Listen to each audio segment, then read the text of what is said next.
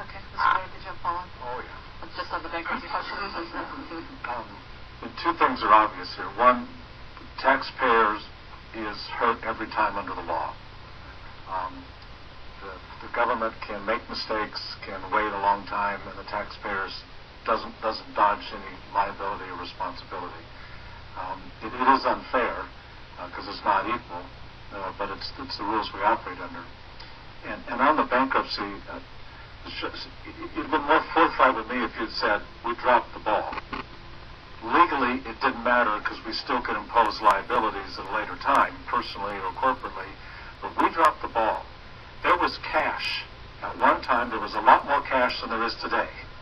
It was available for the government to go after. And it was publicly noticed through a bankruptcy court action. And I was waiting to hear you say we didn't get a copy of it, which would have been one good excuse to say we didn't even know there was a bankruptcy. We didn't even know we were listed as a liability on his individual bankruptcy. You didn't say that. So I assume we got the letter, and I assume somebody read it and ignored it.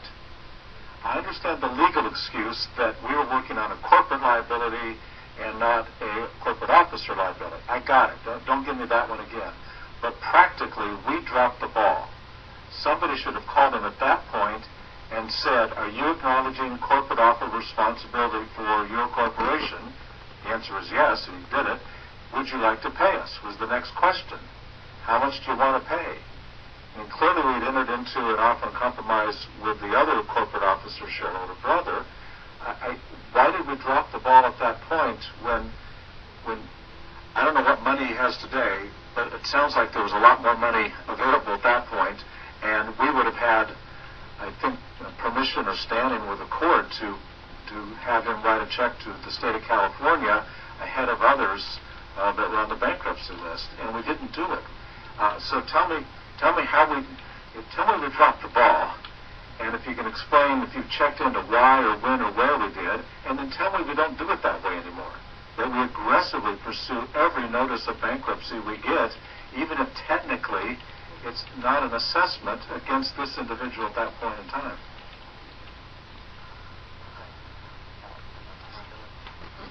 For the record, they're conferencing. Thank you.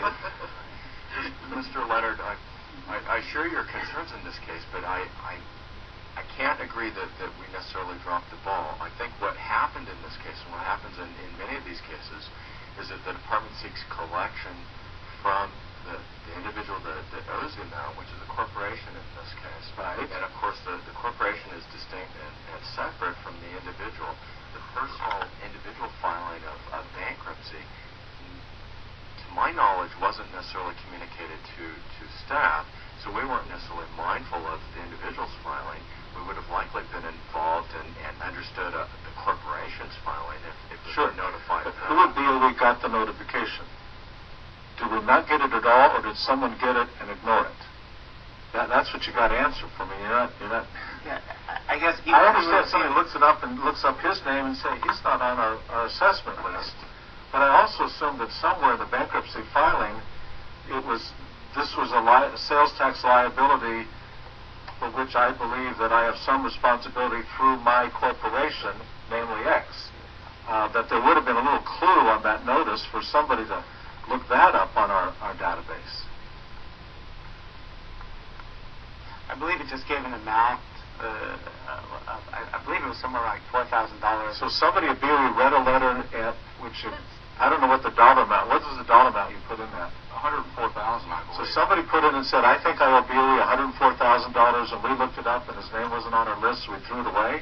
No, but Mr. Leonard, I can't tell you what point the board became knowledgeable of the individual personal bankruptcy filing, but to the extent that we're involved in attempting to seek collection from the corporation, right. We're engaged in communications with the corporation, attempting to collect on the non-remittance returns that are in question, as well as the audit. Mr. Hanks, I guess Mr. Leonard's question, to the extent that we get any kind of notice from a bankruptcy court that we've been listed as a creditor, do we pay attention to that even though it may not be right in terms of our consideration on satisfying?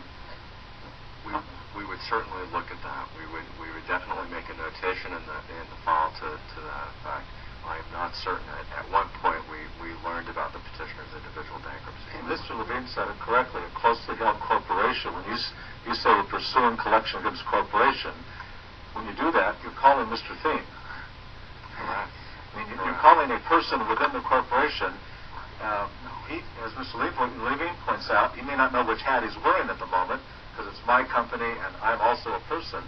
But from the department's point of view, you can't talk to the corporation. You talk to a corporate officer. So you're talking to the same guy. Ms. Magossi, I don't know. Yeah. I don't. It also strikes me that there's further up to Ms. Mandel that if someone had called him and said, "Why don't you file a return?" And you could avoid a bunch of penalties, and since you're already acknowledged, he's not disputing corporate officers, so why don't you file a return? We'll deal directly with you. We can talk offer and compromise. We can talk you paying the bill. I mean, I'm always bothered by the fact that we're talking, it looks like $7,000 in tax, but the total bill that he's being stuck with is it double or triple that? I'm having trouble adding up these numbers. It's like 44 total. 44. So 666. That, a lot of that could have been avoided. We'd have got all of our tax, and a lot of these penalties imposed on him could have been avoided if just one call had been made. And I hope that's our new procedures. So certainly that communication would have occurred at the time of the non-remittance filing. Petitioner did file a return. The certain returns were filed with him. Well, the corporation filed. And I don't know the timing if in terms of the bankruptcy versus the corporation. But my point is, it sounds like if you put it into personal bankruptcy, it would have been logical to file a return of BOE, acknowledge it, and then we'd have done our normal process, and we wouldn't be here today. Thank you. Thank you very much. Other questions or comments?